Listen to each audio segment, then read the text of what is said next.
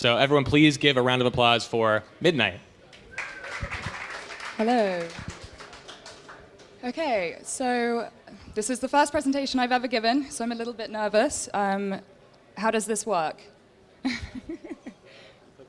Okay, perfect. Brilliant.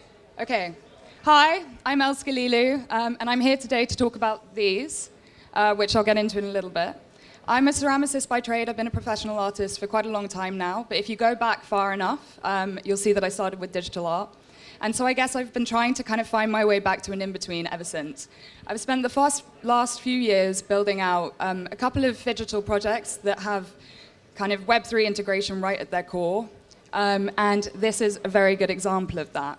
So this is the Ghost project. As you can see, it's a physical ceramic artwork.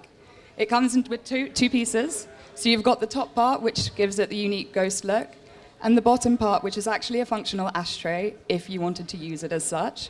But it could also be used for incense, or you could also put a light in it. This whole design was basically inspired by the ghosts of society, wanting to represent people who maybe go under the radar in normal life. And part of that is also to do with the fact that I have a condition called endometriosis, which very few people know about.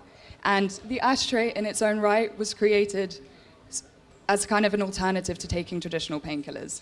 There is an NFC chip underneath the Ghost ashtray, which when you tap it, authenticates it and links it to a one-to-one digital pair. It also gives you access to augmented reality, which you can pop up on your screen and will overlay the ghost, or you can have an interactive conversation.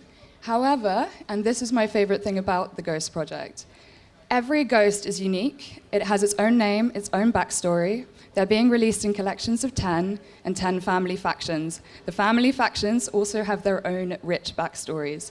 Every single characteristic of the ghost, from the eye shape to the mouth shape to every color of every part, has a specific genetic code, which works exactly like the human genetic code. So you might have dominant and recessive traits, which, when I lead to this next part, means that when you breed them together, you can have one or more ghosts in your collection. You can either breed within your own collection, or you can breed with other people's ghosts.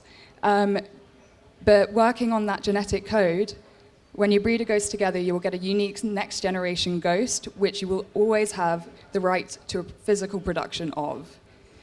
Right, this leads me to the next section of the talk. Where can I sell these?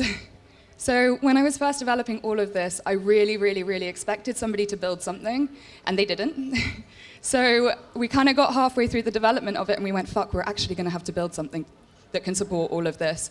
And that brings me to Midnight, and I now realize I have not been moving the presentation. Okay, this is a small representation of the ghosts. You did have a little illustration there of maybe what some ghosts might be up to. Midnight, right. Here we go.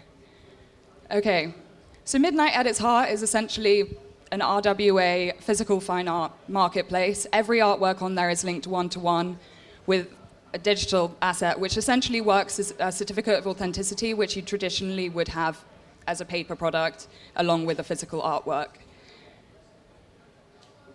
I obviously had to build this partly because I needed a way for people to interact with the digital aspects of these kind of creations, not just my own.